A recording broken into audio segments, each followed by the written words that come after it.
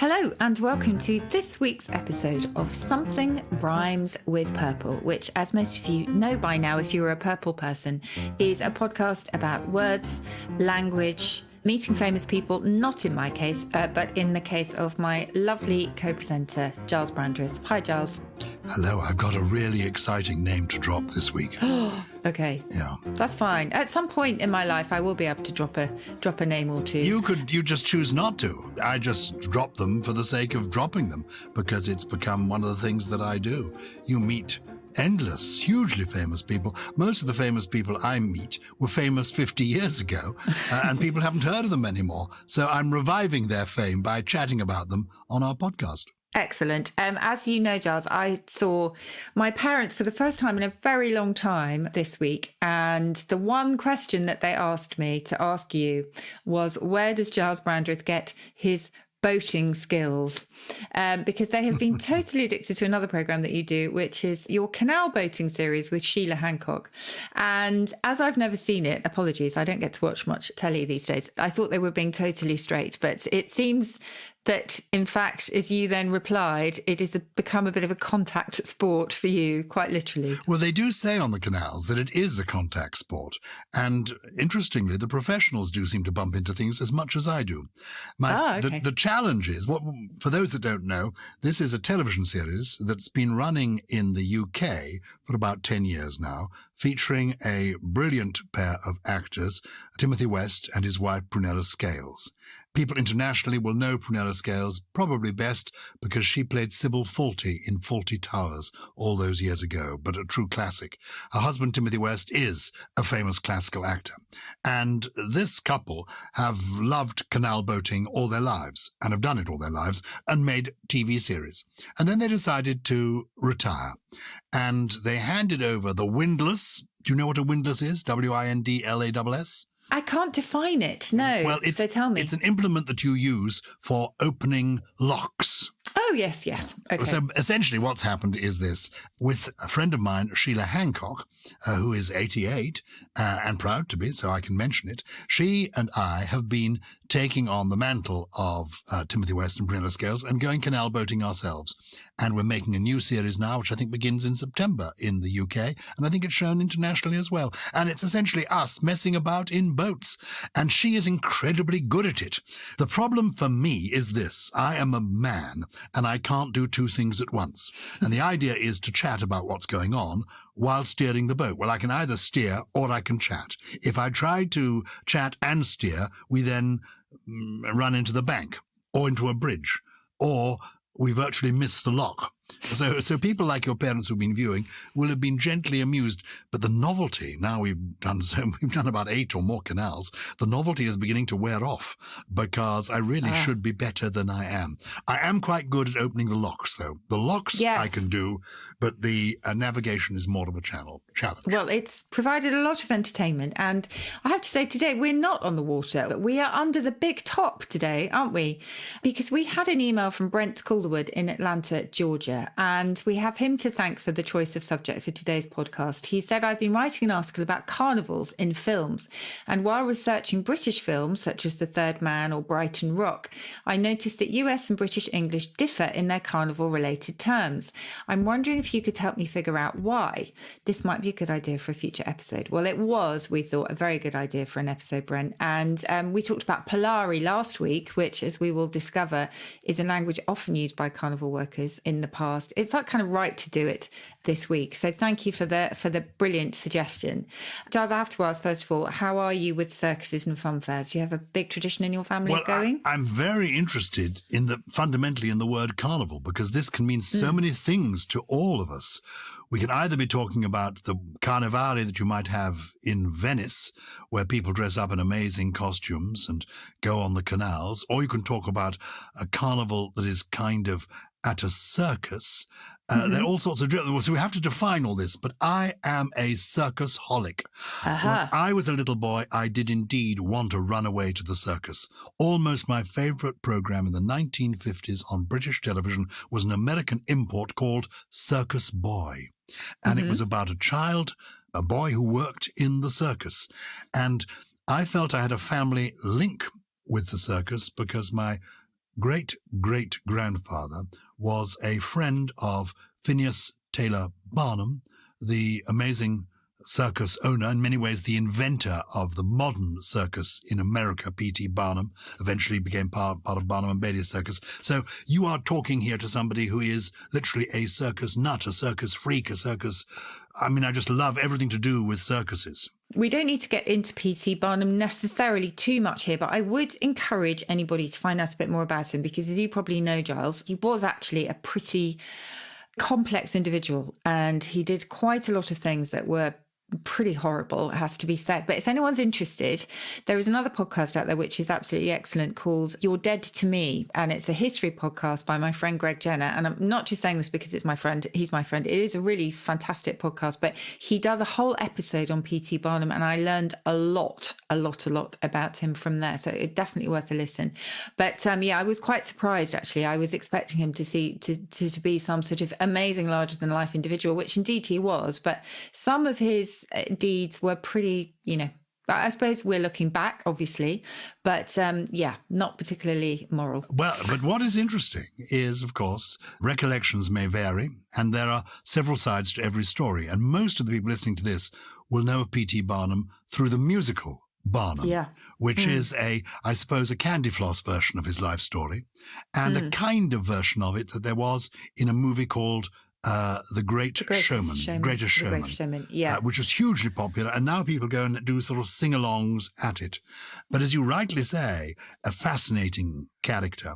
I have upstairs here at home a book, I think, called Humbugs of the World, which is his account of people that P.T. Barnum admired. And many of them were hucksters, and, as you can say, possibly of doubtful moral probity. I hope that didn't include my great-great-grandfather who featured in his book and who was indeed a friend of P.T. Barnum. But let's get back to circuses and carnivals. What is a carnival? When did the first carnival come about? What is the origin of that word? Well, originally, a carnival was in Roman Catholic countries and the period before Lent. So it was a time of public merrymaking, of festivities. It comes from the medieval Latin carne levament, meaning Shrovetide. And if you break that down, that is carne meaning flesh and levare meaning to put away. In other words, you would put away meat during Lent. So the meat-free fasting of Lent came after the carnival. It doesn't actually come, as a lot of people think, from carne vale, farewell meat. It doesn't come from that. It comes from the idea of putting away meat, which means that carnival is related to unexpected words such as carnivorous or carnage or even carnation, because the flower is quite fleshy in colour, carrion, etc., etc. So that's where carnival comes from. And then it was the merrymaking, the festivities that really took over. And is the forgive me, does the merrymaking happen before the beginning of Lent or to celebrate the end of Lent? So it's before. You're running riot before the period of abstinence begins. Yes, it's the same idea of Mardi Gras. So Mardi Gras, Fat Tuesday, the idea is that you eat lots before Lent begins. That's the same idea. That's good. So Ash Wednesday is the beginning of Lent, and then you have 40 days and nights, echoing the time that in the Bible stories Jesus spent in the wilderness before the crucifixion. So the carnival is a celebration. That's how it begins. And what period, what are we talking, what century are you talking about? 1,000 years ago? Oh, the word carnival, no, we're talking sort of Middle Ages, really, or just a little bit after that. But as I say, it's got its origins in Latin. So that's carnival. And a carny, which is a sort of circus or funfair worker, that is a shortening, as you'd probably expect, of carnival itself. And then you've got the circus, which is also incredibly old. You can probably guess where circus began. In Roman history, it was the large building, oval building at that point, which was, used for the exhibition of horse or chariot races, etc. And the Circus Maximus was the largest and most celebrated in Rome. And that is often referred to specifically as the circus with a capital C. And when did the two come together? Because I think of them as rather distinct things. I think of a carnival as a celebration. And now you mentioned, I suppose, I think of it as something that happens, the fun fair, the rides and all of that. But I think of the circus as an entertainment where you went and sat in the round. And I think of the circus coming certainly to Britain in the sort of 1780s. Yes, and it's a very good question. And actually, this brings us back to Brent's email at the beginning, where he's talking about the differences between British and US English in terms of the language of circuses. Because you're right, for us, a carnival is a time of feasting, of revelry, of indulgence, etc.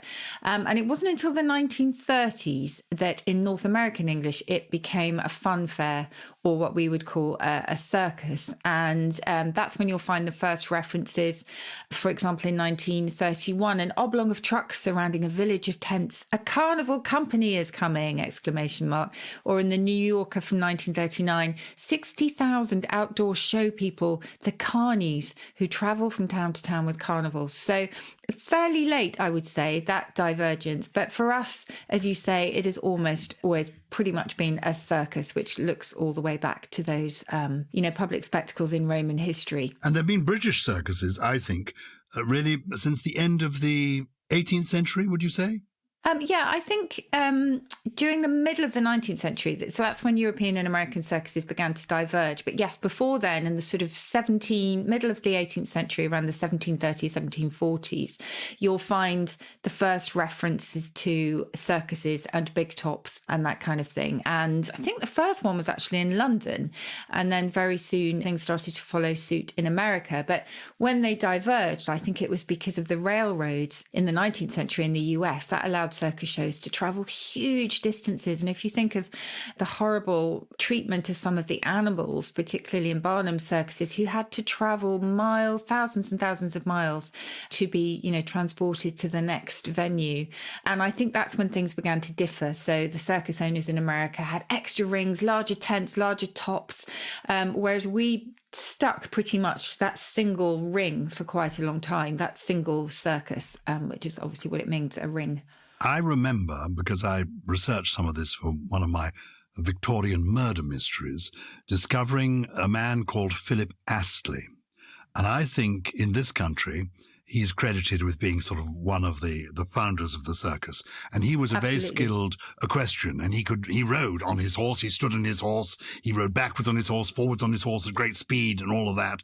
And it was essentially an equestrian display. And then he developed it more, and he got jugglers and tightrope walkers and, and even clowns began to appear in the circus. We can come and talk about clowns. Oh, this is such a rich area. We must stay calm.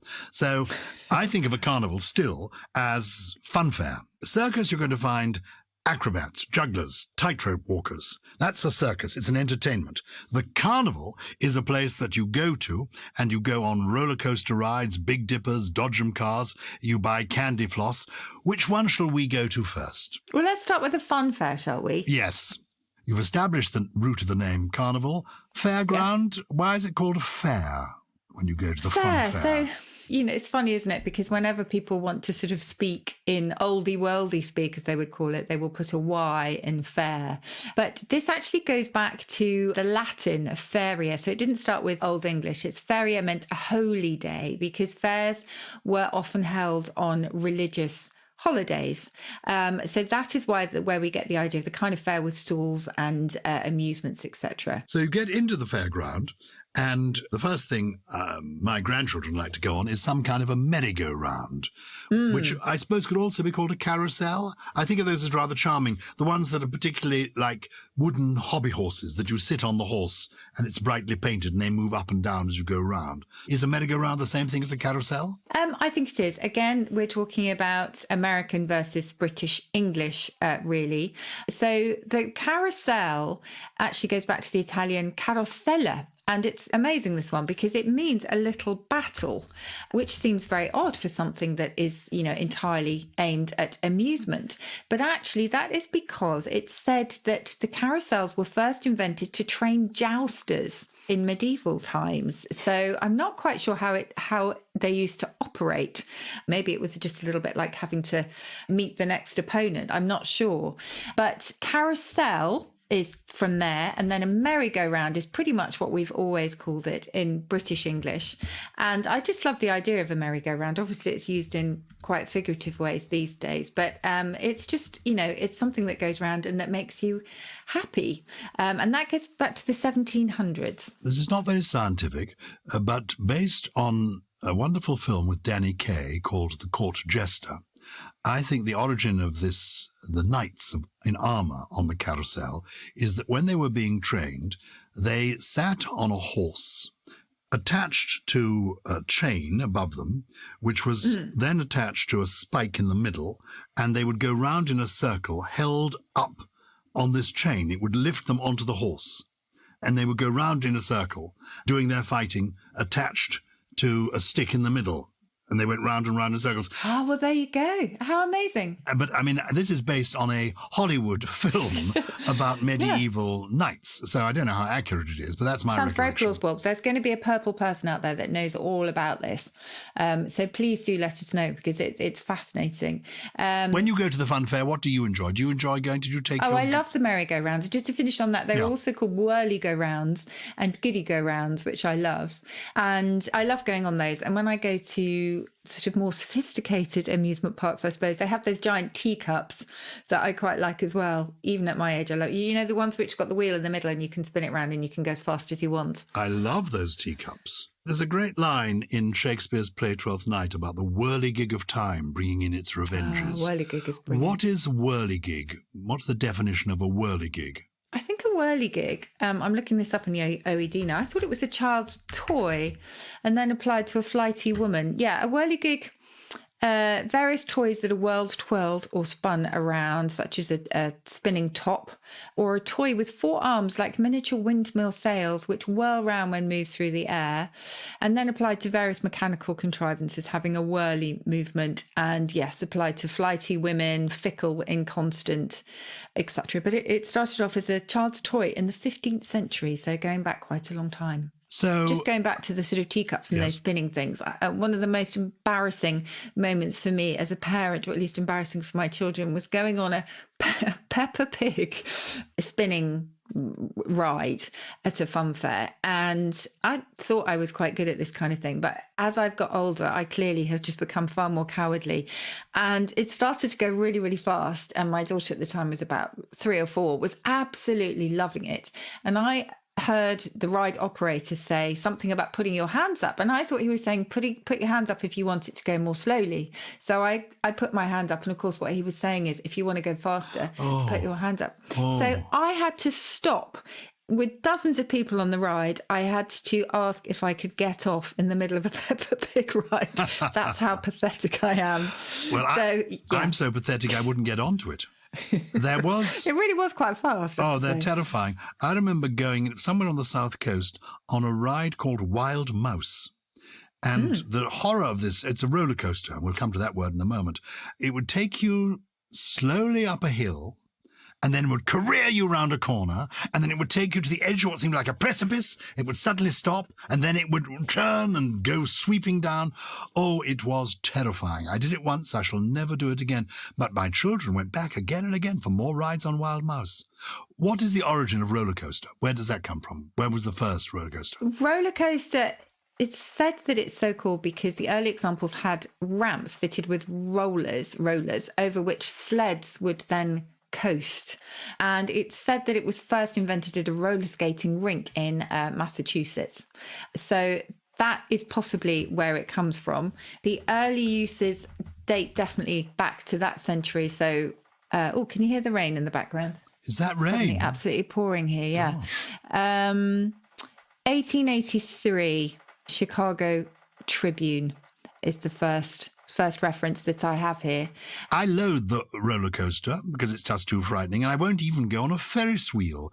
Those gigantic wheels. Why are they called Ferris? Was there a man called Ferris, or was it Ferris as in iron? Ah, there was a man called Ferris. No, it's an eponym, this one. So George Washington Gale Ferris Jr. is responsible for the Ferris wheel, and I'm like you, not something for me.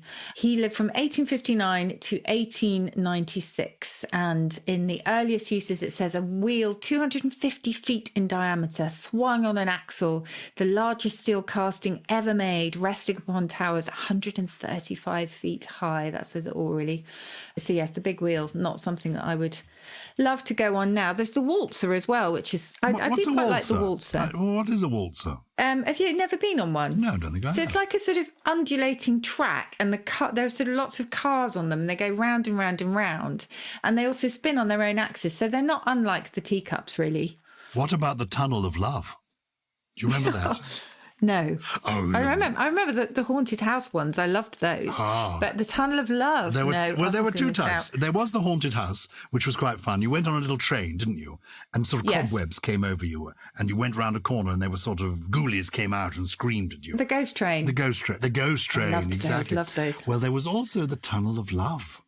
It dates from a more innocent time where, having a little bit of a smooch, it was like being at the back of the cinema. You got into this, often, my recollection, the Tunnel of Love that I seem to remember going on, and this would be at Dreamland in Margate on the Isle of Thanet, and you got into a little boat. It was a little motorised boat. It was like a little stream, and there was beautiful music played, and there were lovely flowers, and it was sort of moonlit and dark, and a little bit of romance was permitted. Not much, because it wasn't a very long Tunnel of Love. You couldn't get very far, but you could certainly put your arm around your inamorata. Oh, well, that sounds good. What about coconut shies and things? How are you with the stalls? So we'll get off the rides now, except there was one more I wanted to ask about, and that was the one where you climbed a lot of stairs and you got to the top of a kind of tower, and then you sat on a mat of coconut rushing. Yes. Do you know what I mean? Helter-skelter. Helter-skelter, that's the word. Helter-skelter. Where does that come from? Oh, I love helter-skelters. Well, it's interesting. It's one of those, what linguists call reduplicative compounds. So if you think of things like willy-nilly, shilly-shally, dilly-dally, all of those, quite often one of the elements doesn't have any meaning on its own. So that's the case with this one. So helter-skelter is probably imitating the kind of clatter of feet moving rapidly, or many running feet. And it resembles hurry, scurry, if you like. But each element on its own doesn't really mean very much. In fact, so it could be that neither of them really meant anything on their own, but they were put together to have that kind of echoic sound of running pitter-patter of feet. What was that technical term you used about them? Reduplicative compound. I love it. I can't even say it. Reduplicative compound. Compound. It's ultimate tongue twister. I can't even say it once. Reduplicative compound. And just to go back, you could skelter along for a short while in English. It was to dash along or hurry or rush. So if you want the one element that never existed on its own, that would be helter. But I loved the helter-skelter. Absolutely loved that. So actually we need to break for a little bit, don't we? Should we break and then come back and talk about all the stalls? Let's break and then we'll go to the stalls. We've been on the rides, or rather you've been on the rides, because you seem to be ready to go on the carousel, the merry-go-round. Even you're going to risk the roller coaster. The Ferris wheel, both of us a bit nervous about. The waltzer, you quite like. But the helter-skelter, you're wild about that. Whereas I suppose I can cope with the dodgems, just about. Dodgems. Can I ask you something, Susie? We're going to talk now about the stalls that one might come across at a fun fair or a carnival. I associate these stalls also with a fete, a garden fete.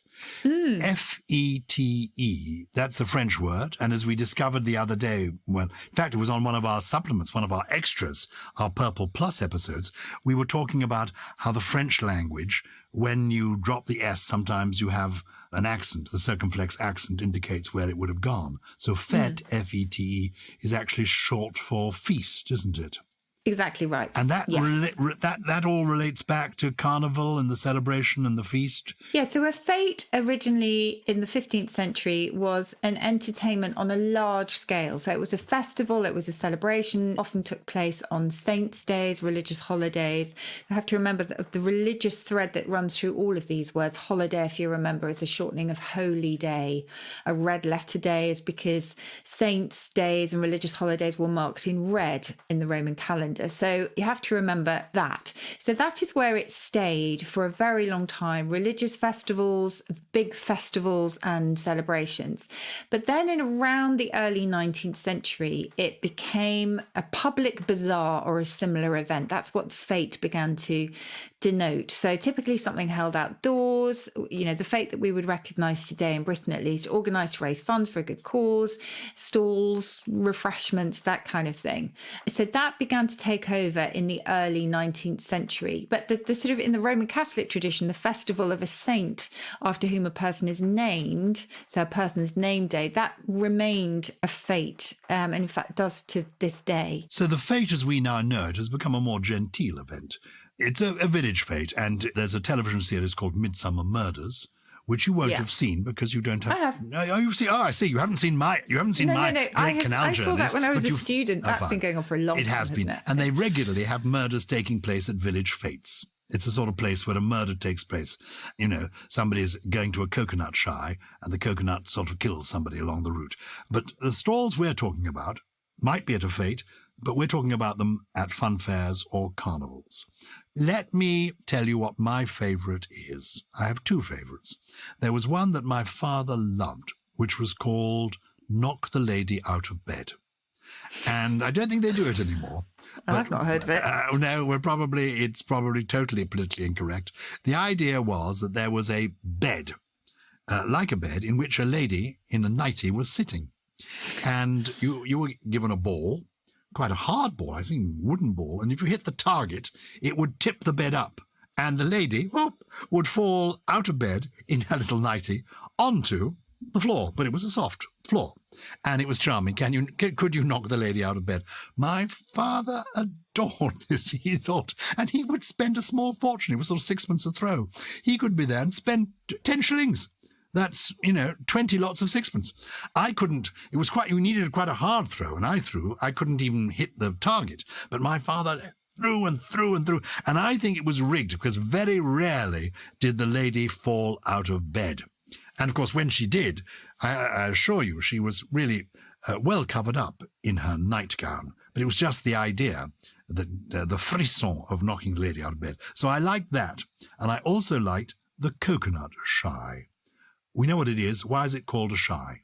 Yes, so it's got a slightly strange history, the coconut shy, I have to say. It comes from a rather old meaning of the word shy, which was to throw or to lob something. And as I say, very complicated history. The Oxford English Dictionary will tell you that it probably goes back to a shy cock. Bear with me on this one. Now, a shy cock was, in the days of horrible cockfights, it was thought to be a cowardly cock, so one that was not really up for fighting. So the idea of something that wasn't really dedicated or committed was then transferred to the idea of a throw that was a bit of a kind of random, spontaneous throw and not something that was very directed. It's so slightly strange etymology. And I suppose a coconut shy is a sort of, for fun, you're trying to kind of knock coconuts off with sort of slightly random throws. I suppose that is the connection. But, I suppose quite fittingly, it's a slightly sort of jerky connection between all of them. But I too liked coconut shies. Which are the other stalls you enjoyed? Well, I always loved, this is not really a stall, but I would always have to get some candy floss. I don't know about you. I absolutely loved candy floss. This is called cotton candy in the US. Why is there a different name? Well, floss for us really denoted the rough silk which envelops the cocoon of the silkworm. And because candy floss is as light, it's the spun sugar, isn't it? It's so sort of light. For the American imagination, it seemed to, inspire them to think about cotton. And for us, we thought about the cocoon of the silkworm. It was just different interpretations, different imaginations, and the desire to be different, I think. And the machine, ironically, that made cotton candy was apparently invented by a man who was a dentist, William Morrison. Of course, it's the worst thing for your teeth that you could possibly have. But flossing is good for your teeth, curiously. Flossing is, yes, but that kind of floss. But not candy flossing. What about when did you ever go fishing where there was a fishing rod and a metal loop on the end, and you fished for usually ducks, I think, rather than fish? They were going along a stream and you had to pick up a duck. You won a prize? Yes.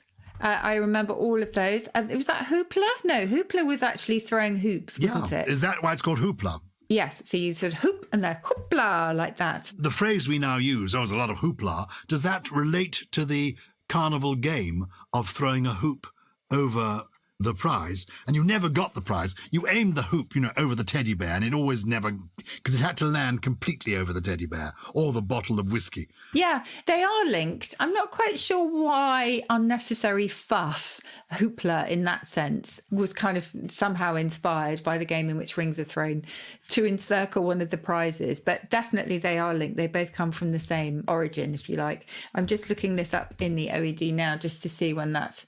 Actually, it's interesting. The OED doesn't even mention the kind of unnecessary fuss. But 1907 was the idea of the game. And who knows why it took on that sense, but they're absolutely linked. Do the carnival workers have a lingo of their own? People who work on fun fairs? They do, and it goes back a very, very long time. So a lot of the language that you will find was inspired by the Roma people. So they've contributed enormously to outdoor public entertainment, to circuses as well, it has to be said. Often scorned by larger society, we tend to use the word gypsy really as a catch-all identifier.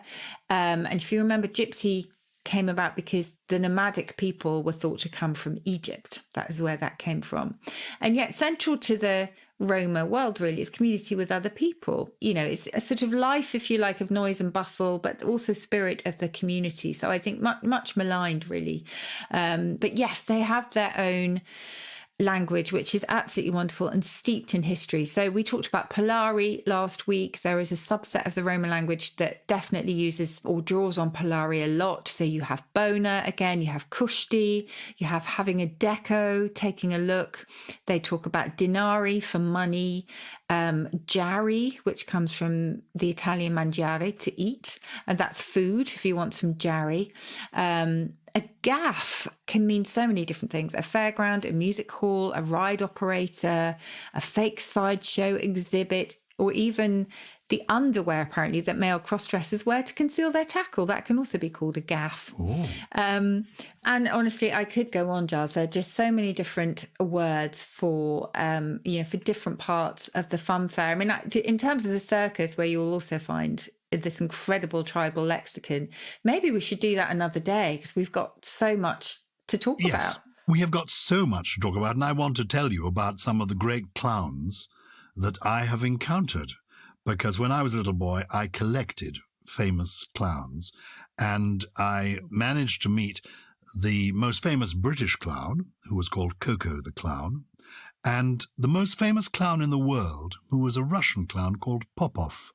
Yes. And I shook his hand. Oh, I can't wait to hear that. I mean, to say I shook his hand, it would have been better if he'd, put a custard pie in my face. That would make it more clown-like. But we're going to discuss clowns. I think we must devote a whole. Also, the three-ring circus, the smell of the sawdust, all of that, we've got to evoke that. And because I agree. And it is a different world in a way from the carnival. So we've had a carnival. We've had a carnival time today. Thank you for that, Susie Dent. And thank you, all of you, Purple people, for sending us your questions and queries. A rich correspondence. Let's start with Connie Matheson from New Zealand, who's written in this week. She says, "Hi, Susie. Hi, Gyles. I've always wondered what the origin of the phrase, 'Bob's your uncle' is. Could you help?" Well, I think the origin has something to do with politics. But before we get round to the origin, what exactly does the phrase mean, "Bob's your uncle"? How would we use it? We tend to use it to mean, and that's that, everything's all right. So you would just say, if someone says, "Oh, we're running out of drink for our party," you'd say, "Well, I'll just go down to the offie," British for an off license, or a pub, "and I'll simply pick some up. Bob's your uncle." Job done, sorted. Exactly. And the origin? And you're right to mention the political connotations, because many people believe that Bob and his nephew were the Marquis of Salisbury, who was Robert Arthur Talbot Gascoigne Cecil, and Arthur Balfour, his favourite nephew. So Arthur was appointed to several political posts in the 1880s, and a lot of them were really puzzling because he'd shown apparently no prior interest in public work. And it's really unlikely that Arthur Balfour would ever have become the politician that he did without his uncle. And he actually went on to become Prime Minister, thanks, it is thought, to the patronage of his influential uncle, Robert Bob Gascoigne Cecil. And I suppose the fact that the word nepotism derives from nephew makes that link seem all the more neat. But the more likely source is actually the music hall and a song which was basically very, very popular in the early 1900s. And it was called Bob's Your Uncle. Bob's your uncle, follow your Uncle Bob. He knows what to do. He'll look after you. And that sort of song and the phrase Bob's your uncle came into being around the same time, long after Arthur Balfour was PM. So we think the music hall theory might just have the edge. I always liked the political philosophy of Arthur Balfour, and indeed when I was a Member of Parliament, I kept one of his sayings in a frame on my desk. And Arthur Balfour is the politician, indeed the Prime Minister, who once said, "Nothing matters very much, and most things don't matter at all." And I found that very soothing, and it kept things in perspective when all around me were losing their heads. You tweeted something very recently that actually also had a lot of resonance for me, and it was about I've had a lot of worries in my life, and most of them never happened. Yeah, which absolutely sums me up. Who was that? Mark Twain? That is Mark Twain. Well, it's attributed to Mark Twain. The great thing about Mark Twain is that a lot of Oscar Wilde's lines in Europe are attributed to Mark Twain in America and vice versa. But he was a very wise and witty man, the great Samuel Clemens. And he did say, "I'm an old man and have known a great many troubles, but most of them never happened." Yes. So you can stop worrying how I now. relate to that one. Stop worrying. Stop catastrophizing. Yeah, exactly. That's a great word. That's quite a new word, isn't it? Catastrophizing. Catastrophize. No, I think it's probably, maybe 20th century. Let's have a look. Yeah, 20th century, 1960s. To conjecture or perceive disastrous implications or scenarios, to regard a relatively innocuous situation as considerably worse than it actually is. Yes, that would be me. Hope for the best, expect the worst. Placebo and placate. Margaret Sim has written in to ask if there's a connection between the word placebo and the word placate. Remind us what they both mean. Okay, so a placebo is usually applied to medicine, isn't it? It's a drug or therapy that's prescribed more for psychological benefit than any direct bodily effect, because actually they don't really contain any of the medicine. They're usually sort of blank pills, for example, but because we believe them to be effective and we believe them to be the medicines, the sort of psychosomatic response is a very positive one. So that arose in the 18th century. Before, actually, a placebo was a flatterer or a sycophant or a parasite, and that gives you a clue as to its origin, because it comes straight from the Latin placebo, meaning I shall please, I shall be acceptable. In other words, if you're fawning and slightly servile, you are trying to be pleasing and then get into the good books of someone. And it is indeed related to placate, because the Latin placere meant to please, and we kind of lose the connection because of the hard C and the soft C, and so it's not very clear that they go back to the same one. But to placate someone is, of course, to pacify someone, to conciliate, to please, I suppose, in some way, and be less angry or hostile. So they do go back to the same root. So, yeah, they are very much linked, Margaret. The word placebo just reminds me of the link between my great-great-grandfather and P.T. Barnum, the circus owner that you were traducing at the top of the show. Because the reason that my great-great-grandfather knew P.T. Barnum was that the great circus owner used to consume my great-great-grandfather's products. My great-great-grandfather was called Dr. Brandreth. He invented Brandreth's pills that cured everything. And when he was a young man, P.T. Barnum began taking these, and they made him feel healthy and vital and full of life. And when he eventually met Dr. Brandreth. He sought him out to thank him for making these pills. He discovered that the pills he'd been taking had been marketed as Brandreth's pills, but actually were made by frauds, people who were making counterfeit pills and How sending fitting. Yes. And so, in fact, he was taking non-real Brandreth's pills. He was taking the equivalent of placebos. They weren't the actual pills. But because he believed they were Brandreth's pills, they had the effect that was promised by Dr. Brandreth. Isn't that incredible? Do you know what the opposite or the antonym of a placebo is? No. It's a nocebo, which means I shall cause harm. And that is very interesting because, you know, they say that the sort of mind, in terms of the mind's attitude to certain illnesses, etc., is so important. It is a detrimental effect on health because you expect a negative outcome. That is a nocebo. It's quite interesting, but much more rarely used. Very good. Oh, have you got 3 fantastic words for us this week? You always come up with something new, and yet they're always old. New and not but always old. useful. Well, this one, I quite like it. It has obviously a link to the fairground and to a word that we have already discussed. Instead of a merry-go-round, you can have merry-go-sorry. And merry-go-sorry is pretty much a good metaphor for life because it's a mixture of joy and sadness. Things go round. They're sad, they're happy, they're sad, they're happy. That is a merry-go-sorry. And that's been around for quite a few centuries. So I quite like that one. I mentioned candy floss, which I love, cotton candy. I am edacious when it comes to cotton candy, and that means fond of eating. Edacious, edacious. And finally, something that I might be accused of with my trio sometimes. You'll know this one, Gyles. Sesquipedalian. Oh, I do know this one. Sesquipedalian means a word has too many syllables, or if it applies to a document or a speech, it just means using too many long words. Sesquipedalian. And it goes back to the Latin for words that are a foot and a half long. Wonderful. Which is great. We're going to talk about clowns and circuses in full on another day, but I might end today with one of my favourite poems. It's by Shel Silverstein.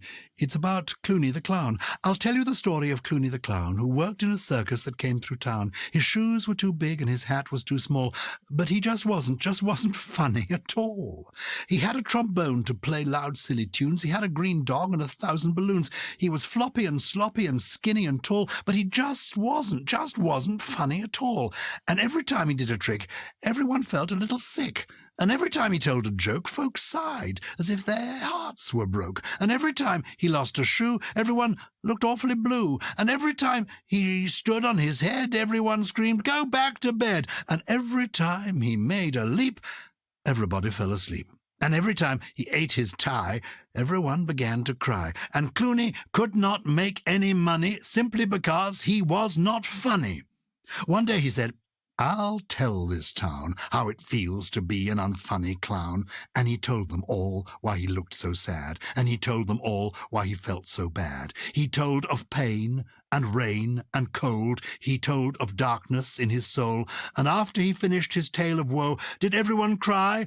Oh, no, no, no. They laughed until they shook the trees with ha-ha-ha and hee-hee-hees. They laughed with howls and yowls and shrieks. They laughed all day. They laughed all week. They laughed until they had a fit. They laughed until their jackets split. The laughter spread for miles around to every city, every town, over mountains, across the sea, from SRWP to Mont-Saint-Denis. And soon the whole world rang with laughter, lasting till forever after, while Clooney stood in the circus tent with his head drooped low and his shoulders bent, and he said, "That is not what I meant. I'm funny, just by accident." And while the world laughed outside, Clooney the Clown sat down and cried. Oh, amazing poem. It is an amazing poem by an amazing American poet, Shel Silverstein. Anyway, we'll go clowning one day and we'll explore what was that word you told us for an allergy to clowns or a phobia about clowns? Oh, coulrophobia. But that poem is the absolute epitome of merry-go-sorry, I would say. Thank you so much to everybody for getting in touch, as you continue to do. And we're really grateful for everything that you send in. If you do have something you'd like to tell us about, or a theme that you'd like to suggest, or just any comment really, please email purple@somethingelse.com. Something Rhymes with Purple is a Something Else production produced by Lawrence Bassett and Harriet Wells, with additional production from Steve Ackerman, Ella McLeod, Jay Beale, and, well, I have to say, I'm delighted that this person is back. He is back, yes. Thank you, Cully.